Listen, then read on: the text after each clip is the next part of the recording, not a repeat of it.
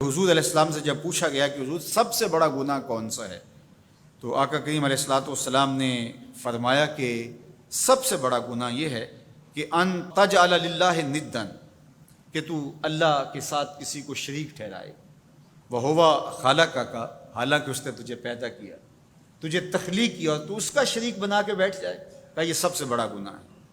تو راوی نے عرض کی کل تو ثم ایو، حضور پھر اس کے بعد؟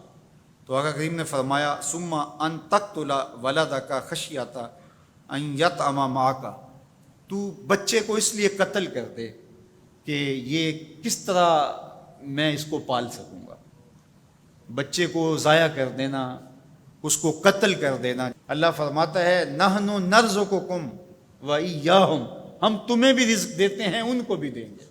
تیسری بات حضور نے فرمایا ان تزانی بحلیلۃ جارک، آپ ہمسائے کی بیوی کے ساتھ بدکاری کریں، تو یہ بڑے گناہوں میں سے۔ ہمسایہ ماں جائے کی طرح ہوتا ہے، اس کی دیوار سانجھی ہوتی ہے، اس کی عزت سانجھی ہوتی ہے، اور اگر کوئی شخص طاق میں رہے اور ہمسایوں کے گھر گھس کے ان کی آبرو ریزی کر دے، تو یہ تین بڑے گناہ جو ہیں ان میں سے ایک بڑا گناہ اللہ کے محبوب علیہ السلام نے ارشاد فرمایا۔ حضرت عبداللہ ابن مسعود رضی اللہ تعالی عنہ سے یہ روایت مروی ہے کہ لا احد اغیر من اللہ عز وجل، اللہ سے زیادہ کوئی غیرت مند نہیں ہے، اللہ سب سے زیادہ غیرت مند ہے، اور اس کی غیرت کا تقاضا یہ ہے وَلِذَالِكَ حَرَّمَ الْفَوَاحِشَ مَا ظَهَرَ مِنْهَا وَمَا بَطَنَ، کہ اس نے بے حیائی کو چاہے وہ پوشیدہ طور پہ کی جائے یا اعلانیہ طور پہ کی جائے، اس کو پسند نہیں کیا، اور اس نے منع کر دیا اور لوگوں کو روک دیا، حرام قرار دے دیا، اس لیے کہ وہ خود غیرت مند ہے۔ غیرت مند مالک غیرت کا سبق دیتا ہے اپنی مخلوق کو۔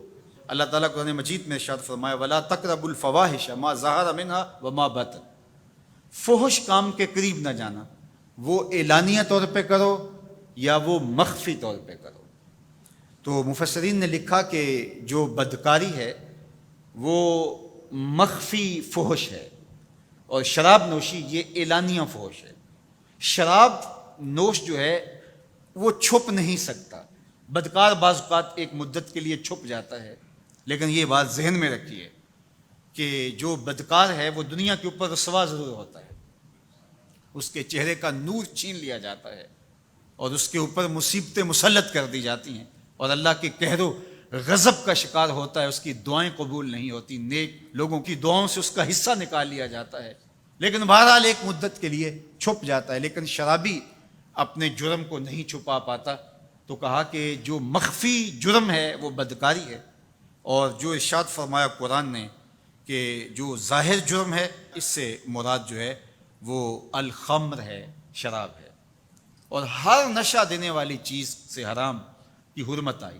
کل مسکر خمر وکل خمر حرام، فرمایا ہر نشہ آور چیز شراب ہے، اور ہر شراب حرام قرار دے دی گئی ہے۔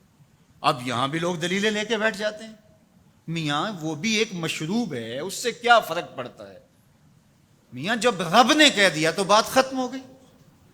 ایک یہودی کے پاس ایک مسلمان مہمان ٹھہرا، تو اس نے انگور پیش کیے، تو اس نے بڑے شوق سے لیے، تو تھوڑی دیر کے بعد وہ شراب لے آیا۔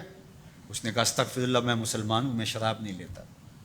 تو اس نے ہنس کے کہا یہ جو انگور آپ نے کھائے ہیں شراب اسی سے کشید ہوتی ہے۔ تو اس مسلمان نے کہا کہ آپ کی اہلیہ کدھر ہے؟ تو اپنی اہلیہ کو بلا لایا، تو کہا آپ کی کوئی اولاد بھی ہے؟ کہا ہاں میری بیٹی ہے، اس کو بھی بلا لاؤ۔ تو اس کو بھی بلا لایا۔ جب دونوں آ کھڑی ہوئی تو کہا کہ یہ حلال ہے تیرے لیے، اور یہ بیٹی اسی کی ہے، اور یہ حلال نہیں ہے۔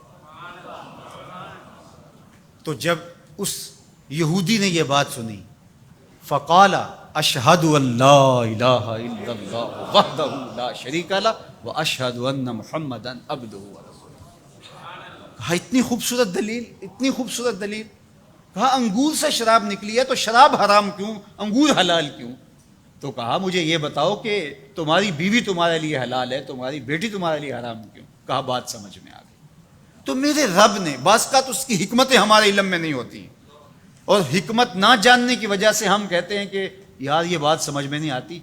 یہی تو ہمیں بتایا گیا کہ جو سمجھ میں آئے اس کو بھی ماننا ہے، جو نہیں سمجھ میں آئے اس کو بھی ماننا ہے۔ ہم جنت کو مانتے ہیں نا، دیکھا ہے، یا رب کو مانتے ہیں، دیکھا ہے، وہ سمجھ میں آتا ہے، تو دل میں تو آتا ہے، سمجھ میں نہیں آتا۔ میں جان گیا بس تیری پہچان یہی ہے۔ ہم تو سب سے بڑی حقیقت کو بغیر دیکھے مانتے ہیں، بغیر سمجھے مانتے ہیں۔ ادراک فہم کی حدود سے ورا ہے، عقل و خرد کے دائروں سے ورا ہے، لیکن اس حقیقت کو ہم مانتے ہیں تو اس کے کہے ہوئے کو کیوں نہیں مانیں گے؟